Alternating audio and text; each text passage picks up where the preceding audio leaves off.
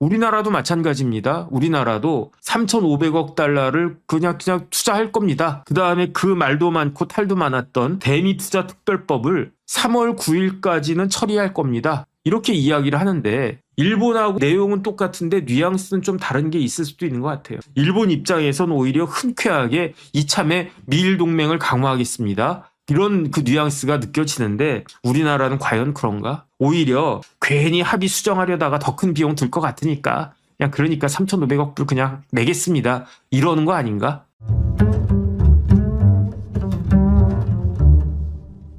그 미국에서 판결이 나왔어요. 어떤 판결이 나왔냐면 판결이 나온 날짜가 2월 20일이었어요. 2월 20일에 김인호 산림청장이 교통사고 낸 그날 미국에서는 굉장히 중요한 판결이 나왔어요. 트럼프가 상호관세를 막 때리고 있지 않습니까? 그 상호관세를 때리는 근거가 그러니까 미국에서 관세를 때릴 수 있는 근거 법령이 몇 가지가 있는데 첫 번째는 무역법이 있어요.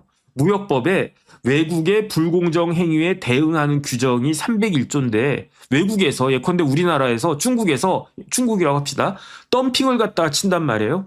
이거는 불공정한 그 거래 행위잖아요. 불공정 행위잖아요. 덤핑하면 안 되겠다. 그러면 덤핑 해가지고 원래 100원짜리를 50원에 막 판다라고 하면 50원짜리를 다시 100원으로 올려놔야 되잖아요. 그 수단이 뭐다? 그게 관세란 이야기고. 그 다음에 두 번째로 어떤 법이 있냐면 무역확장법이라고 하는 게 있습니다. 이 무역확장법 232조에 뭐가 있냐면 안보 위협에 대응하기 위한 조치로서 관세가 사용될 수 있다라고 하는 규정이 무역확장법 그 232조에도 있는데 그런데 또 어떤 법이 있냐면요.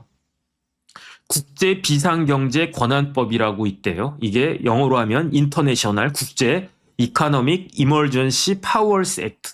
그러니까 국제 비상이니까 이머전시, 이코노믹이니까 경제. 그러니까 원래 순서대로 하면 국제 경제 비상 권한법 이렇게 가야 되는데 이거 말이 이상하잖아요. 그러니까 우리가 번역할 때는 경제하고 비상을 거꾸로 이렇게 해놓은 거야. 근데 원래 법명은 인터내셔널 이코노믹 이머전시 파워스 액트입니다. 그런데 이 국제 비상 경제 권한법은 어떤 내용이냐면 미국의 비정상적이고 특별한 위협이 발생하면 대통령은 국가 비상 상태를 선언하면서 그 국제 무역에 대해서 규제하는 국제 무역을 규제하는 행정명령 같은 조치를 발할 수 있다. 이렇게 규정한 게 이게 이른바 IEEPA 국제 비상 경제 권한법 이 법인데 그런데 트럼프 대통령이 상호관세를 쫙 뿌리기 시작했어요.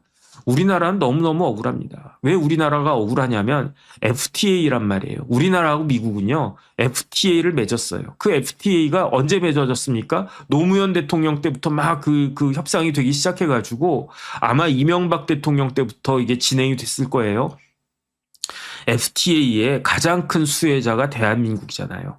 그 FTA로 인해 가지고 노무현 대통령의 업적이라고 저는 생각해요. 노무현 대통령의 실책이 저는 여러 가지가 있다고 생각하는데 그럼에도 불구하고 업적 중에 하나 가장 큰 업적은 FTA라고 저는 생각하거든요. 왜냐하면 FTA 해야 된다라고 그 노무현 대통령이 그 많은 반대에도 불구하고 이걸 갖다가 했었으니까. 그런데 그 FTA로 인해 가지고 우리나라가 대미 무역 흑자가 어마어마하게 크게 났었잖아요. 그런데 지금도 사실은 FTA가 있었어야 되고 있을 수밖에 없는 게 우리나라와 미국과의 FTA인데 어쨌든 미국이 그거 개무시하고 우리나라한테 관세를 갖다가 물리기 시작한 겁니다. 근데 그 관세를 어떤 근거로 물리기 시작했느냐? IEEPA로 그 관세를 물리기 시작을 갖다가 했는데 그러면 어떻게 되겠습니까? 관세를 물리면 그 관세를 누가 내나요? 대한민국 정부가 내나요? 그렇지 않잖아요. 그 관세를 누가 냅니까? 예컨대 삼성전자가 내고 SK 하이닉스가 내고 그다음에 현대자동차가 내고 그다음에 뭐 어떤 무슨 뭐 기계를 만들든지 아니면 뭐 옛날로 치면 뭐 봉제 공장이든지 그런 데서 관세를 갖다 내는 거잖아요. 그러니까 이걸 갖다가 그 두들겨 맞은 회사 중에 하나가 러닝 리소시스라고 하는 회사가 있었어요. 그 회사가 이거 이상한데? 트럼프 대통령이 왜 관세를 갖다가 매기지? 우리가 왜 관세를 내야 되지? 우리가 관세를 내면 우리 상품의 가격이 올라가면 그러면은 덜 팔릴 텐데 우리한테 손해인데 이걸 우리가 왜 내야 되지? 그 근거를 찾아보니까 IEEPA래네. 그래가지고 그 규정을 딱 찾아봤더니 미국에 비정상적이고 특별한 위협이 발생하면은 대통령이 국가 비상사태를 선언하고 그 국제 무역을 규제할 수 있다 딱 되어 있는데 아무리 이 IEEPA 그 법률 조항을 쭉 찾아봐도 관세를 사용할 수 있다, 관세를 때릴 수 있다라고 단어는 하나도 없는데 이게 맞는 건가? 이상하다.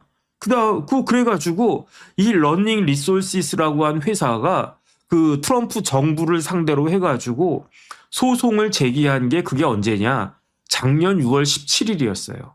작년 6월 17일에 이 소장이 딱 들어갔는데 그런데 작년 4월 22일이었어요. 작년 4월 22일에 제소가 딱 됐는데 근데 그 1심 법원에서 이게 워싱턴 그 DC에 있는 그런 우리로 치면 지방 법원이겠죠. 여기서 판결이 금방 나왔어요. 한 달 일주일 만에 판결 선고가 딱 났는데 어떤 판결이 나왔느냐. 트럼프의 그 관세는 상호 관세는 월권이다. 그렇기 때문에 위법하고 그렇기 때문에 무효다.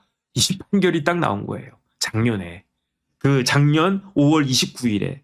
그 근거는 뭐냐면은 IEEPA에 대통령이 국가 비상사태를 선언하고 그러니까 우리나라로 치면 긴급 재정 경제 명령 이런 거예요. 쉽게 말하면 이런 것들을 선포할 수 있다라고 되어 있는데 그러니까 IEEPA에는 어떤 그 단어가 쓰였냐면 통상 규제를 할 권한이 있다. 대통령에게 이렇게 되어 있는데 이게 관세를 때릴 수 있다라고 하는 명시적인 단어는 없거든요. 그러니까 그 1심 법원에서 뭐라고 이야기했느냐.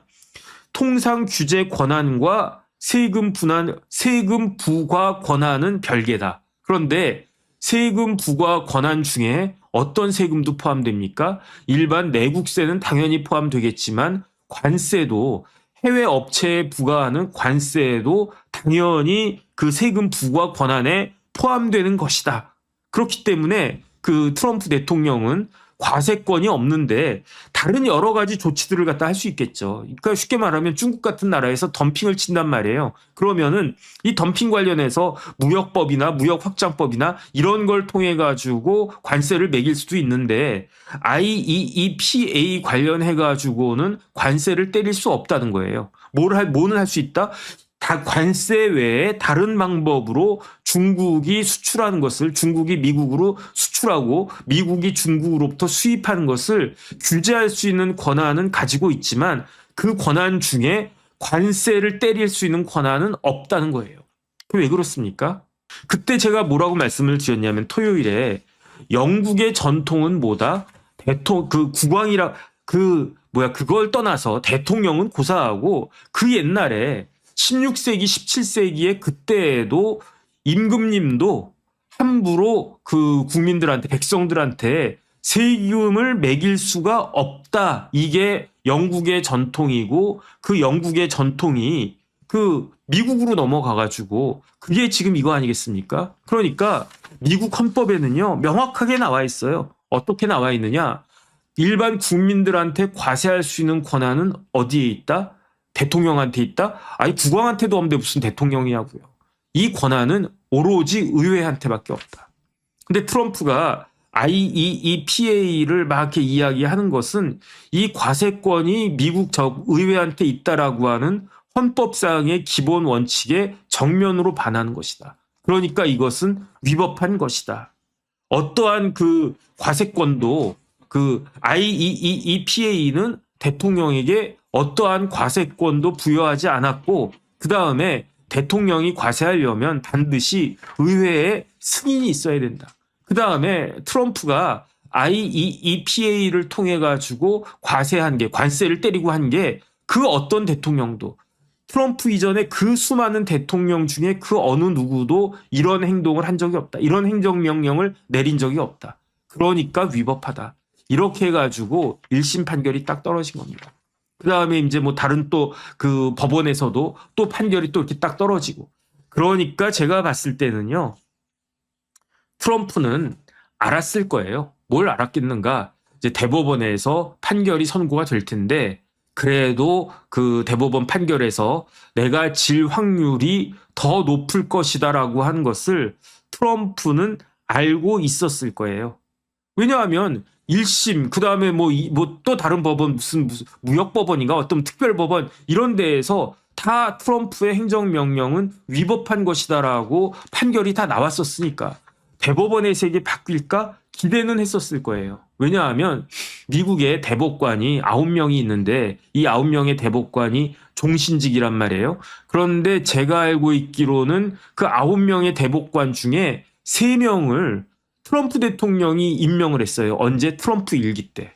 그러면 내가 임명해준 대법관이 내 정책의 발목을 잡는 그러한 일은 안 하겠지. 그러면서 계산을 쭉 해보면요. 몇 대 몇이 나오냐면 5대 4가 나왔을 거예요. 5대 4. 그러면은 하급심 법원의 판결에도 불구하고 대법원에서는 내가 이길 수도 있겠다라는 생각을 하면서도 그래도 다른 법원에서는 계속 졌으니까 그러니까 아마 이것도 위법하다는 판결이 나올 가능성이 상당히 더 있고 확률로 보면은 위법 판결이 나올 확률이 조금 더 높지 않을까?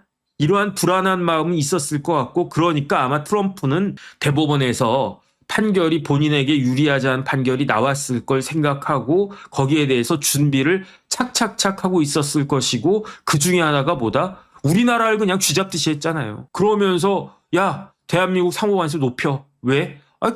지금 일을 갖다 똑바로 안 하고 있잖아. 그거 안 지키고 있잖아. 그러면서 상호관세 높인다 그래가지고 완전히 우리나라가 호떡집에 불나지 않았습니까? 그 다음에 이란 공격해. 이란이 또 지금 심상치 않은 것 같아요.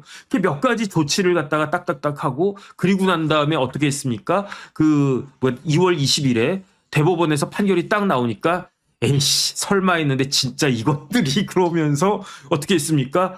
그러면은 그 법에 따라 가지고 그 IEPA 그거 말고 무슨 법 있어? 그 무역법 있습니다. 그 무역법 따라 가지고 무역법 122조에 따르면은 무역 수지 조정을 하기 위해서 150일 동안에 관세를 15%까지 매길 수 있다 이렇게 되어 있거든요. 122조에. 그 조항 그냥 발동해버려. 그래가지고 21일 날에는 어떻게 했습니까? 21일에는 관세 10%야 그랬다가 열 받았는지 그 다음날은 5% 더 올려. 10% 받고 5% 더 올려. 15%야. 지금 이루고 있는 거예요. 그러니까 트럼프는 열 받기는 열 받았지만 어쨌든 나름대로 그 플랜 B를 가지고 있었던 거는 사실이다. 그런 생각이 들고요. 그런데 트럼프가 굉장히 서운했을 사람들이 있단 말이죠. 그 중에 2명이 누구냐? 이게 위법하고 위헌적인 행정명령이다라고 판결하는 다수 의견에 같이 동조했던 그 대법관 중에 2명이 트럼프가 임명한 사람이었는데 한 명은 이거 트럼프 행정명령 오케이 했고 그다음에 부시가 임명한 대법관 2명 해가지고 3명만이 오케이를 갖다가 했었어요. 근데 어쨌든 그 중에 한 명은 여자 대법관인데 애가 5명이래나 어쨌든 그냥 어쨌든 그런 대단한 대법관이 있었던 것 같은데 그랬단 말이에요. 그리고 나니까 어떻게 됐었습니까? 이제는 위법한 관세가 됐던 거예요. 되어버린 거예요. 그러니까 우리나라 기업들이 현대자동차는 모르겠고 어쨌든 상호 관세를 냈던 기업들 입장에서는 이거는 다 내지 않아도 될 세금을 냈던 거고 그러면 그 세금은 어떻게 해야 된다? 환급받아야 된다. 그런데 그 환급받을 게 얼마인지는 이제 대충 추산할 수밖에 없는데 펜실베니아 대학인가 어딘가에서 계산해 보니까 이게 1750억 달러를 돌려줘야 될 것이다. 그러면 이게 금액이 얼마가 되겠습니까? 254조래요. 254조. 우리나라 1년 예산이 700조가 넘는데 우리나라 예산의 거의 한 40% 정도 되는 돈을 미국은 환급해 줘야 될 이론적으로는 환급해 줘야 되는 그러한 지경에 처해졌는데 그런데 만약에 이 환급을 받으려면 2년 내에 소송을 해야 된다고 그러더라고요.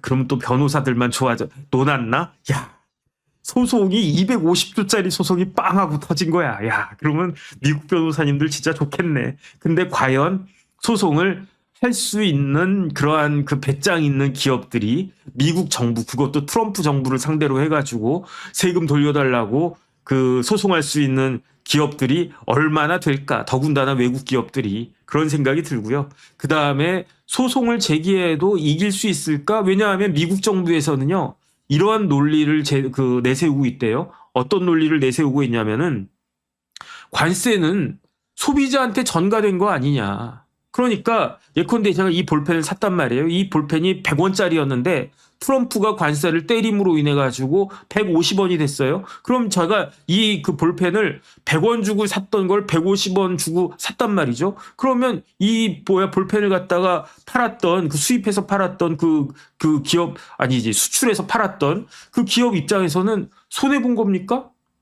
아니 원래 그 100원에 팔아도 되는 걸 갖다가 150원에 팔았으니까 누가 손해를 본 겁니까? 소비자들, 나 같은 소비자들이 그 피해를 입은 거지. 아, 기업이 무슨 피해를 갖다가 입었어? 무슨 손해를 봤다고 그래, 니네가? 만약에 관세 환급 소송, 손해배상 청구 소송하려고 그러면 소비자들이 해야 되는 거 아니야? 이런 논리가 가능하지 않겠느냐? 뭐 그런 이야기가 있어요. 듣고 보니까 맞는 말도 같아. 뭐 정확히는 모르겠습니다.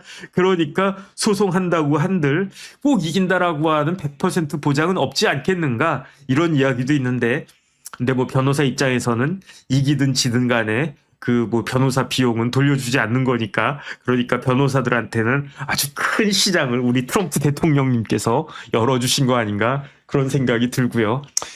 뭐 근데 뭐 저는 뭐 한국 변호사니까 그냥 그림의 떡일 것이다. 그래서 그 생각이 들고요. 근데 이렇게 되니까 뭐 미국 뭐 상호관세 뭐 트럼프 이제 쪽팔리고 그런 거 뭐 다 좋고, 그다음 뭐 대법관들이 말을 듣느니 안 듣느니 다 좋은데, 중요한 건 우리나라잖아요. 중요한 건 나고, 중요한 건 우리 가족이고, 중요한 건 우리 사회고, 중요한 건 우리 나라 아니겠습니까? 이 판결로 인해 가지고 우리나라한테는 어떤 영향이 있을 것인가. 그러니까 쉽게 말하면은 관세를 깎아준다라고 하니까 우리나라는 뭘 약속했습니까? 없는 살림에 투자하겠다고 약속을 했잖아요. 일본이 얼마를 갖다 투자한다고요? 5,500억 달러를 투자하기로 했어요. 5,500억 달러. 5,500억 달러라고 하는 돈은 일본한테도 작지 않은 돈이겠지만 일본은 소화가 될 수 있는 돈일 겁니다. 근데 우리나라는 얼마를 투자한다고요? 3,500억 달러를 투자한다고요. 일본이 5,500억인데 우리나라는 3,500억이에요.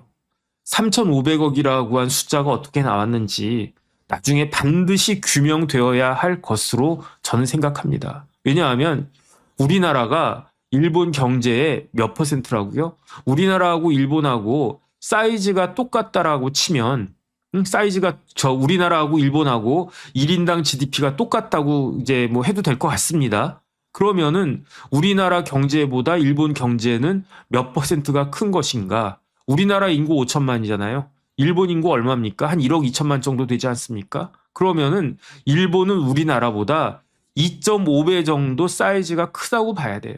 일본이 100이라고 하면요, 우리나라는 40 정도 된단 말이에요. 그러면 일본에서 5,500억 달러를 갖다가 투자한다라고 그러면 우리나라는 얼마 투자한다라고 하면 되겠습니까? 2,200억 달러 투자한다라고 하면 되잖아요. 제가 만약에 산업장관부 장관이라고 하면, 제가 김정관이라고 하면 트럼프한테 가가지고 머리 국적적 거리면서 그 대통령님 죄송한데 우리나라는 2,200억이 맞지 않아요? 이럴 것 같은데 그게 뭔 소리야. 아니 일본은 5,500억 한대잖아요. 근데 우리는 일본의 40%밖에 안 되잖아요. 우리나라 일본의 식민지였잖아요. 우리나라를 해방시켜줘서 감사하긴 감사한데 그래도 2,200억 정도가 40% 아닌가요? 뭐 저 같으면 그렇게 이야기했을 것 같은데 떠듬떠듬거리는 영어로 프레지던트 help me I am 미니스터. 근데 만약에 3,500억 달러 이루면 나 잘려. 마이 헤드 컷 막 이런 식으로 떠듬떠듬하면서 한 번만 봐주세요. 12% 원타임 뭐 이런 식으로 하면서 콩글리시 하면서 그러면 트럼프가 그 듣다가 맞는 말 아니야? 누가 3,500억이라고 그랬어? 한국이 그렇게 큰 나라가 아니래. 일본보다 그 40%밖에 안 된대. 그러면 계산하면 2,200억 맞아. 그러면 2,200억으로 알았어. 2,200억 그 해. 그러면 저는 트럼프한테 또 가가지고 형님 쓰는 거 한 번만 더 써. 2,200억이 뭐야. 뭐 지저분하게. 그냥 2,000억으로 합시다. 2,000억. 그 다음에 잘 낼게. 그럼 또 혹시 압니까? 트럼프가 그래 알았어. 인생이 불쌍하다 그러면서 200억 까. 뭐 2,200억 뭐 200원이 뭐냐 200원이 그냥 2,000억만 받아. 그러지 않았겠습니까? 그럼 우리나라 2,000억 우리나라가 2,000억이 맞아요. 왜 맞습니까? 이게 비율적으로 계산할 게 아니잖아요. 나라 사이즈가 이만큼 크면 이 정도는 가용성이 있는 거예요. 우리나라 살림이 요만큼인데 똑같은 퍼센테이지 하면 빡빡하다고요. 그러니까 우리나라는 맥시멈 2,000억 불 정도를 하는 게 맞았는데 도대체 협상을 어떻게 하길래 3,500억 달러를 갖다가 투자하게 되느냐. 그러니까 오히려 트럼프가 김정관 장관 따봉 스트롱맨 아주 내가 힘들어가지고 원래는 일본같이 5,500억을 내가 받으려고 했는데 그런데 3,500억밖에 못 받았어. 김정관 대단해. 저 같아도 그랬을 것 같아. 제가 트럼프라고 하더라도 몹시 흡족해가지고 김정관이 대단해. 대단한 놈이야. 내가 5,000억 받으려고 그랬는데 나한테 1,500억이나 깎네 저놈이. 그러면서 뭐 당신네들 참 좋은 장관 가졌네. 저 같아도 그랬을 거예요. 근데 어떻게 됐습니까? 일본은 바뀌지가 않았어요. 일본은 이거 그 대법원 판결에도 발빠르게 그 대법원 판결에도 불구하고 트럼프 대통령님 걱정하지 마십시오. 우리나라는 일본은 5,500억 불 차질 없이 투자를 갖다 할 겁니다. 이미 360억 불 투자한다고 발표했대요. 일본은. 이미 발표하지 않았습니까? 그 스케줄에 따라서 5,500억 불 탁탁탁 할 때니까 전혀 걱정하지 마세요. 그럼 어떻게 생각했겠습니까? 트럼프가 역시 일본 총리가 딱 내 스타일이야. 일본 총리 따봉 이러면서 이러지 않았겠습니까? 일본 입장에서도 관세 물고 그다음에 속으로는 트럼프가 대법원에서 판결을 갖다가 패소를 갖다가 했는데 이거 알았으면 우리가 5,500억 불 투자 안 할 수 있지 않았을까? 그 생각도 했었을 것 같은데 어차피 엎드려진 물이다. 그러면 이럴 땐 어떻게 해야 된다? 빨리 이야기해야 된다. 그래서 트럼프가 이왕 투자할 거 트럼프가 나한테 고맙게 일본에게 고맙다는 생각을 가질 수 있도록 빨리빨리 조치하는 게 좋겠다. 그래가지고 일본 입장에서는요. 그냥 5,500억 불 금방금방 투자한다고 우리는 바뀌는 거 없다. 걱정하지 마세요. 이렇게 이야기를 했대요. 그러면서 오히려 이거 전화위복 삼아가지고 미국과 일본 그러니까 미일 동맹을 강화하는 계기로 이번 대법원 판결을 써먹자. 일본은 그러고 있고 우리나라도 마찬가지입니다. 우리나라도 3,500억 달러를 그냥 투자할 겁니다. 그다음에 그 말도 많고 탈도 많았던 대미투자특별법을 3월 9일까지는 처리할 겁니다. 이렇게 이야기를 하는데 일본하고 내용은 똑같은데 뉘앙스는 좀 다른 게 있을 수도 있는 것 같아요. 뭐냐면 일본 입장에서는 오히려 흔쾌하게 이참에 미일 동맹을 강화하겠습니다. 이런 그 뉘앙스가 느껴지는데 우리나라는 과연 그런가? 오히려 괜히 합의 수정하려다가 더 큰 비용 들 것 같으니까 그러니까 3,500억 불 그냥 내겠습니다. 이러는 거 아닌가? 저는 어쨌든 그런 생각이 듭니다. 그래서 중요한 거는 이제 우리나라인데 아마 트럼프는 그냥 그 호락호락 물러나진 않을 거고요. 어떤 방식을 쓰든지 간에 그 관세를 계속 때리려고 하는 것 같아요. 근데 무역법이나 무역확장법에 따라 가지고 관세를 때리려면 의회를 통해서 이런저런 제약이 많이 있겠죠. 그 다음에 다른 걸 다 떠나가지고 트럼프가 대법원에서 패소함으로 인해 가지고 망신당한 거죠. 그 다음에 그 동력을 갖다가 잃은 거 아닌가. 지지율도 떨어졌다. 어쨌든 뭐 그런 이야기가 들리는데 그냥 우리 정부는 이런 급변하는 그 국제 정세 같은 것들 대미 관계를 잘 해가지고 우리나라가 손해보는 일이 없도록 그렇게 해야 되지 않겠는가 그런 생각이 듭니다.